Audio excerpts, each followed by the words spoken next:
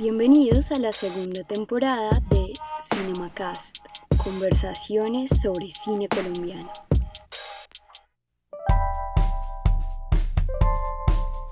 En este capítulo, que es el tercero de la segunda temporada de nuestro podcast, hablaremos de cine, literatura, el modo en que habitamos y hemos representado ciudades como Medellín y Bogotá, todo esto enmarcados en la década de los 90. Acá empieza una conversación más sobre cine. En esta temporada hemos hecho un recorrido por distintas épocas del cine colombiano, destacando obras que han sido un hito en nuestra cinematografía. Hoy vamos a hablar del cine que se realizó durante los 90. Para esto nos acompaña César Alzate Vargas, escritor, periodista, investigador y profesor colombiano. Entre sus obras se encuentra La ciudad de todos los adioses, Mártires del deseo, Para agradar a las amigas de mamá, Periodismo, cine y otras futilidades, Encuentros del cine y la literatura en Colombia, Recuento histórico y filmografía total de adaptaciones. Hola César, bienvenido y muchas gracias por estar acá. Hola, aquí estoy para que hablemos de cine. Bien, para ir acercándonos al tema que es la razón de este encuentro, quisiera que habláramos primero del contexto, del ambiente social y político de Colombia en los 90 y particularmente de Medellín, que fue tu caso. ¿Cómo fue vivir en esa época en Medellín? ¿Qué se respiraba? ¿Cómo era el ambiente de la ciudad? Bueno, el Medellín de los 90 era un Medellín muy trágico, sobre todo para las personas que estábamos jóvenes en ese momento. Venía una espiral de violencia ascendente desde muy finales de los 70, durante todos los 80 y en los 90. Esto llegó como al momento culmen de violencia asociada pues primordialmente al fenómeno del narcotráfico, del cartel y todo eso, pero también asociada a los otros fenómenos que marcan la historia de Colombia. El desplazamiento masivo de campesinos producto de la violencia en los campos a la ciudad, que en buena medida es responsable del crecimiento urbano de Medellín desde los años 60 y que por supuesto está también ligado al fenómeno del narcotráfico que tuvo su momento de gran eclosión en Medellín en torno a la figura de Pablo Escobar. Los 90 fueron una década de pesadilla en ese sentido. Medellín llegó a ser denominada la ciudad más peligrosa del mundo, donde había más asesinatos y ser joven era estar amenazado. Aún así, fue también una década de mucho empuje en la que se hicieron muchas cosas en todas las artes, pero también se hicieron obras de gran envergadura, como por ejemplo el Metro, y creo que de la mano de esta obra y de otros asuntos que sucedieron en la ciudad, Medellín empezó como a reactivarse y a reanimarse.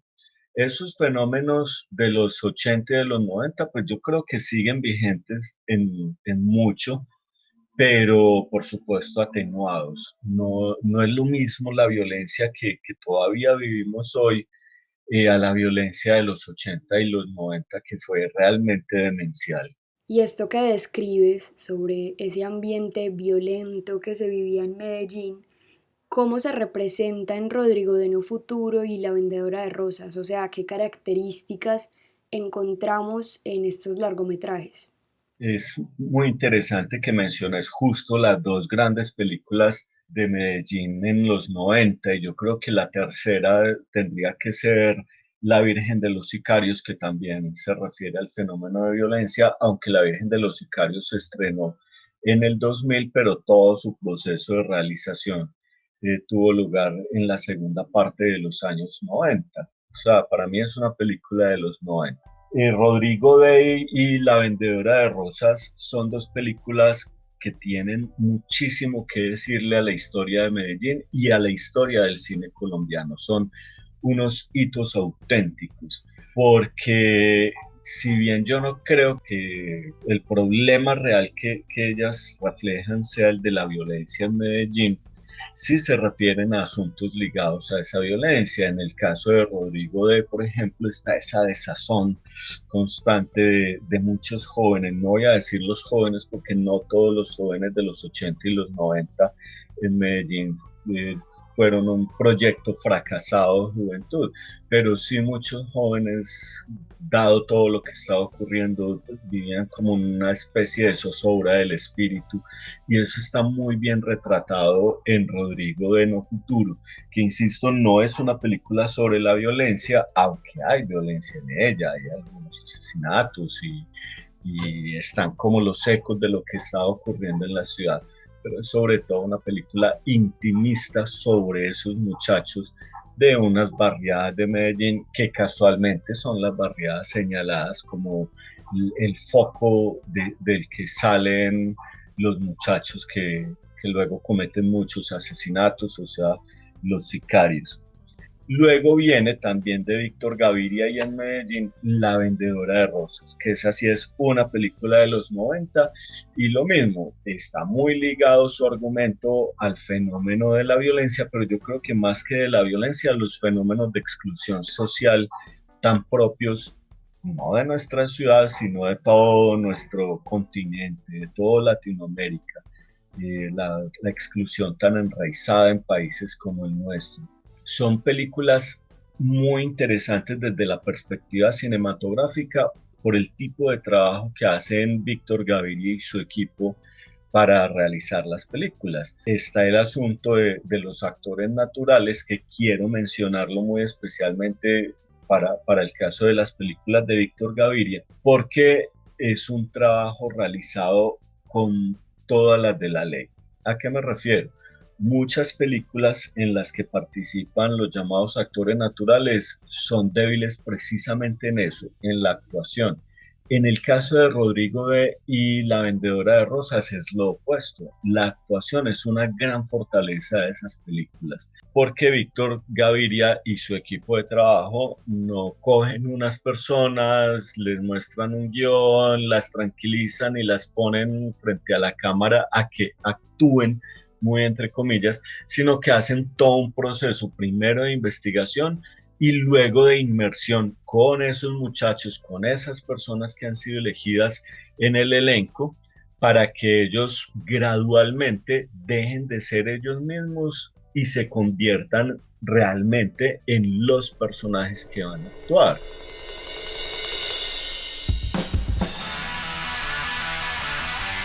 Me parece muy interesante eso que mencionabas ahora sobre la desazón que tienen los personajes en estas películas y, como dijiste, esa zozobra del espíritu. Quiero que hablemos de eso, si crees que estas películas fueron acertadas y reflejaron fielmente esta característica ligada a la violencia. Al ver estas películas uno sí queda con ese mensaje un poco de desesperanza, no son películas en las que los personajes se redimen. Rodrigo se tira de un edificio, a Lady la asesina el Zarco.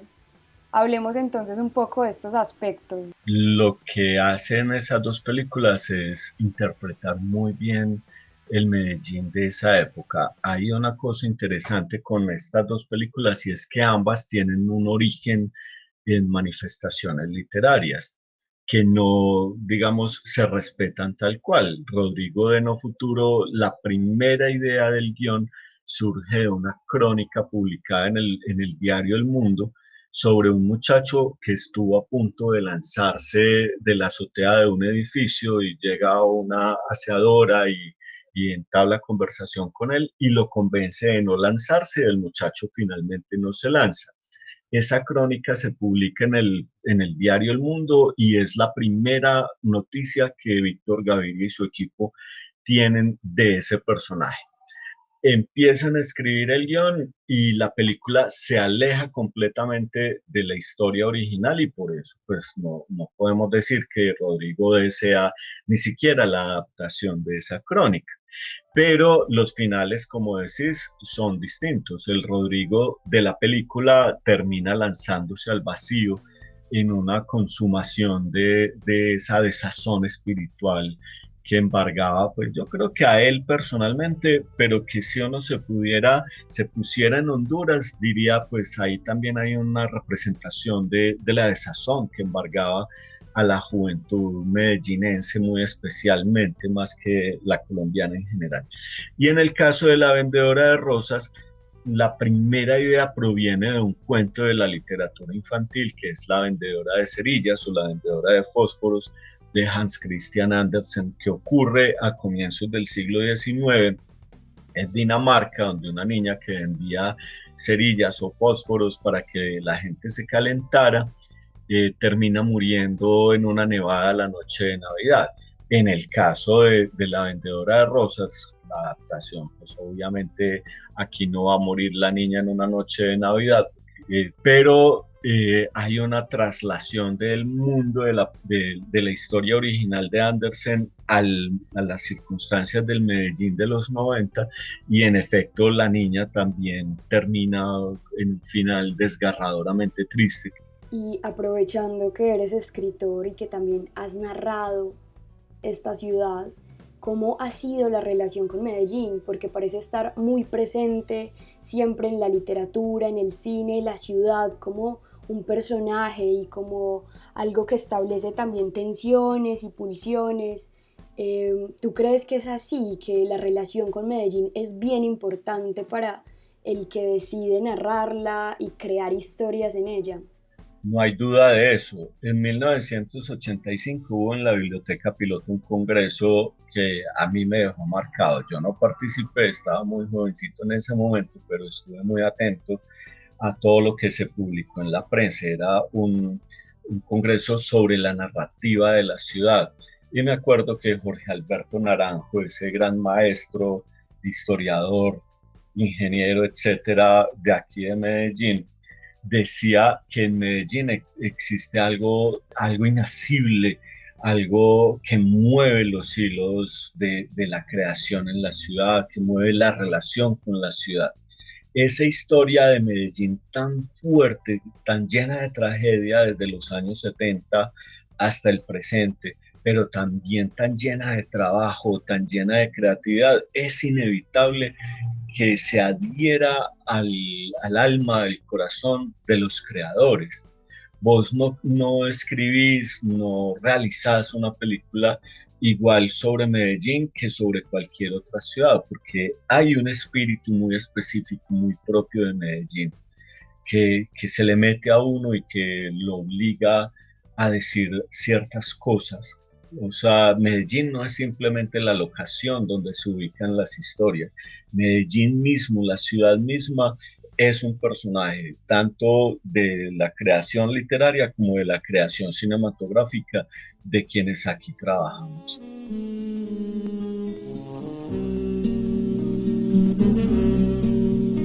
Ahora quisiera que nos moviéramos a Bogotá con una película que fue muy importante en esa década, y es La Estrategia del Caracol de Sergio Cabrera, que cuenta un conflicto bien propio de Bogotá y es cómo se dio esa ocupación de las casas grandes que estaban en el centro por parte de inquilinos. Esta película va a contar como toda una odisea y toda una pelea por mantenerse en una de estas casas y de hecho es una película que surge a partir de una historia real. Antes de hablar de la estrategia del caracol, yo quisiera mencionar otro hito muy importante de 1990, que es Confesión a Laura, una película de una gran importancia, realizada en Bogotá por Jaime Osorio, una película intimista, en apariencia pequeñita, en la que dos personajes están metidos en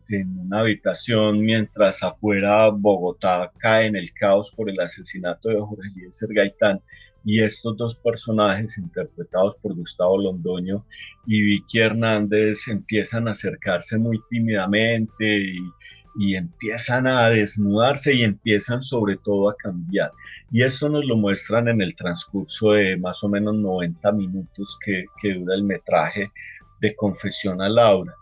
Y bueno, ambos personajes, sin que les haya sucedido algo muy grande, aparte de estar encerrados en una habitación mientras la ciudad se vuelve miseria por fuera, aún así viven un fenómeno de transformación bastante grande. Es uno de esos hitos que en 1990, junto a Rodrigo, de películas que venían realizándose desde varios años atrás, pero se estrenaron ese año, dan como un punto de largada del fenómeno grande que todavía estamos viviendo. Es una eclosión cada vez más fructífera, más rica, más llena de títulos, a veces muy malos, pero con frecuencia muy interesantes, de películas realizadas en Colombia. ¿Cierto? Este es el momento en que más películas se hacen en la historia del cine colombiano.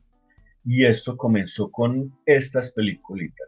En 1993, 1994 nos encontramos con ese hito que yo creo que es sobre todo comercial, muy interesante, que es La estrategia del caracol de Sergio Cabrera. Una película, como decís, muy ligada a los fenómenos urbanos también, en este caso a Bogotá, y que tiene algo muy interesante y es éxito de público. A partir de la estrategia del caracol, la cosa cambia. La gente empieza a ir a ver películas colombianas porque son interesantes, porque son graciosas, porque son buenos productos cinematográficos, porque son taquilleras, ¿cierto? Ahora, ya que estamos en Sergio Cabrera, es importante también resaltar que Sergio Cabrera fue el primer director colombiano no de comedias como Gustavo Nieto Roa o no de películas casi de serie B como Jairo Pinilla, ¿cierto? Que arrastraban público porque eran graciosos o porque eran curiosos. No, Sergio Cabrera haciendo un cine muy serio, haciendo un cine muy sólido, fue yo creo que casi el primero que también tuvo éxito de público, primero con La estrategia del caracol. Él antes había hecho otro largometraje que a mí me gusta más, en 1988 más o menos había estrenado Técnicas de Duelo, una película pequeñita que no arrastró demasiado público, pero merecía mejor suerte de la que tuvo. Y bueno, después Sergio Cabrera pasa como a un segundo lugar extrañamente y sus películas empiezan a distanciarse en el tiempo y empiezan a no ser esos éxitos de taquilla tan grandes, pero volvemos a la estrategia del caracol como un hito por la relación, sobre todo con el público que tuvo. Hay una anécdota que yo no sé si será real o no, porque creo que la leí en alguna revista del Jet Set, y es que cuando Sergio Cabrera estaba haciendo la estrategia del Caracol, Carlos Vives, que era en ese momento un actor y un cantante en una carrera creciente, ¿cierto? Era como nuestro galán colombiano, le pidió a Sergio Cabrera que lo dejara participar en la película y pues ya a esas alturas de la producción, según dice la anécdota, que insisto, no sé si será real o no, pero es bonita porque nos empieza a dar cuenta de la magnitud de esta película. Sergio ya tenía el casting listo y lo único que pudo hacer para que Carlos Vives se vinculara fue ponerlo a interpretar al reportero que llega y entrevista a las personas de esa casa que se están llevando de un lado para otro de Bogotá.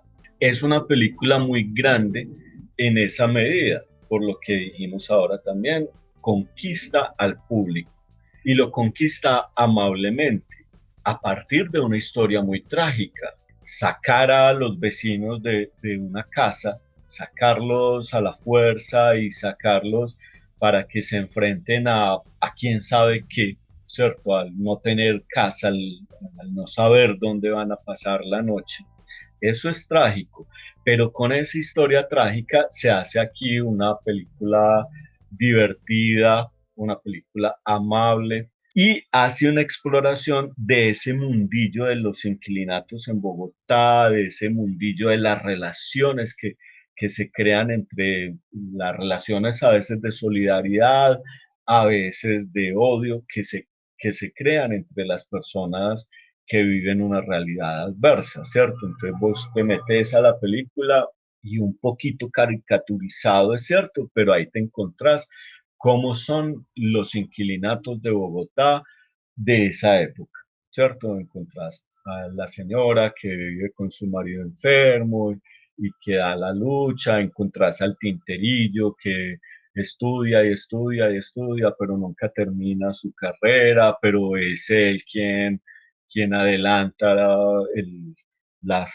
diligencias legales para que no los saquen del inquilinato, en fin, es la exploración de un submundo con los elementos que además necesita el cine. El cine tiene una doble condición también muy interesante. El cine es un arte, pero el cine también es una industria. Si vos haces una película solo con la perspectiva artística, tenés que saber que lo más probable es que vas a perder plata, ¿cierto?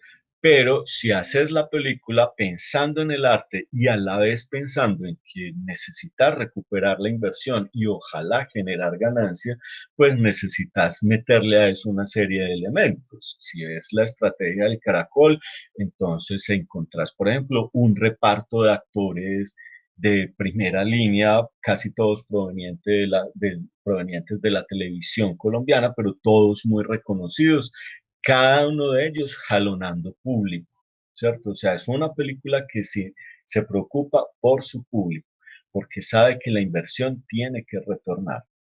Eso implica buenas actuaciones, eso implica un trabajo de arte a la altura, o sea, la dirección de fotografía, la dirección de arte, cada uno de los elementos de la estrategia del Caracol están muy bien enfocados en conseguir el mejor producto posible para que la película pueda defenderse con dignidad, donde es más importante que se defienda, que son las salas de cine.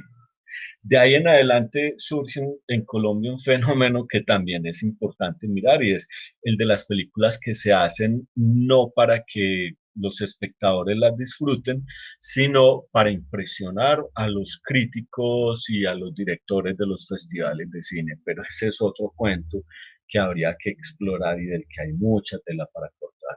Bueno, y es de resaltar el hecho de que la estrategia del Caracol tuvo éxito en taquilla, porque en ese momento los realizadores estaban, por decirlo así, un poco huérfanos, había cerrado Focine y eran casi que intentos muy personales y muy propios de sacar una obra adelante. Es un momento de transición. Había cerrado Fusine, que luego de ser muy importante para la realización en el país, se volvió casi que una trampa mortal para los realizadores y bueno, terminó cerrado Fusine y en apariencia el cine colombiano quedó huérfano. Pero lo que ocurrió fue que los realizadores empezaron a rebuscarse los recursos. Hay un fenómeno muy interesante de los 90 que es el del grupo de los tres. Colombia firma con México y con Venezuela una especie de pacto de cooperación en muchas áreas, en la economía y todo, y en la cultura. Y de este pacto de cooperación se pega a un grupo de realizadores encabezados por Ciro Durán, para hacer acuerdos de cooperación en producción de películas con realizadores de México y de Venezuela. Y ahí salen varias películas interesantes. Lo que ellos hacían era juntarse para recoger recursos, para aprovechar los recursos que provenían del convenio de cooperación entre los tres países, recursos también gubernamentales. Luego participaban ellos mismos, los realizadores de acá, en la realización de la película mexicana y luego en la venezolana. Y bueno, esto duró, no sé, unos 10, 15 años. Estos realizadores que quedaron aparentemente huérfanos del apoyo estatal, se la rebuscaron. Y hay otro fenómeno, y es que las productoras de televisión, como Caracol, por ejemplo, que tuvo bastante que ver con la producción de las películas de Sergio Cabrera, los productores de televisión también empezaron a fijarse en el cine como una variante interesante de su trabajo, ¿cierto? No simplemente apoyar el cine porque eran muy nobles. Los realizadores de televisión en nuestro país y en todas partes son industriales. A partir de los años 90 y muy especialmente de la primera década del 2000, empieza a consolidarse una industria del cine en Colombia, industria de la que forman parte muchos profesionales muy diversos, no solo los actores y los directores y productores, sino todos los miembros de los equipos de realización de las películas. El cine tiene una cosa muy bella y muy interesante, y es que, a diferencia de las demás artes, no es resultado del trabajo de un individuo. Ahora tenemos el fenómeno de la pandemia que ha contraído esa industria, que sobre todo ha hecho que se suspendan los fondos gubernamentales, porque estos dependen de la taquilla, y como no hay taquilla, no sabemos qué va a pasar con esto. Bueno, César, me gustaría que resaltaras alguna película de esta década que te haya gustado particularmente y por qué te gustó esa película. Vea, yo mencioné ahorita a Confesión a Laura y no lo hice desprevenidamente. Confesión a Laura, que a veces es muy olvidada en las historias del cine desde los 90 para acá, pero esa es una película que a mí me impresionó muchísimo. Primero por ese guión tan sólido, tan intimista, tan bello, y por esa interpretación que del guión hacen los actores, por supuesto, con la dirección de Jaime Osorio, en fin, y fue un momento muy feliz del cine colombiano, porque ahí en adelante como que aprendimos a ser adultos en nuestra cinematografía, ¿cierto?